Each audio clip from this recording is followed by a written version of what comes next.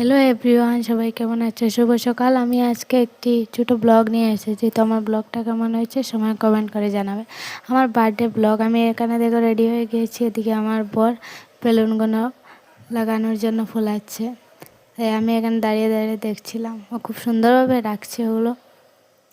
তারপর একটু ব্রেক নিলাম বন্ধুরা। তারপর দেখলাম বেলুনগুলো লাগানো হয়ে গেছে। আমার তো অনেক খুশি লেগেছিলো যে আজকে আমার বার্থডেতে এত সুন্দর করে সাজিয়েছে। এই প্রথম আমি বার্থডে করেছিলাম, এদিকে ঠাকুর দিয়েছি। তারপর কেক কাটিং শুরু হয়ে গেল। কেক কাটা হলো। এখানে আমার বাবুটা কীভাবে তাকিয়েছে দেখো। তারপর কেক কাটিংয়ের পর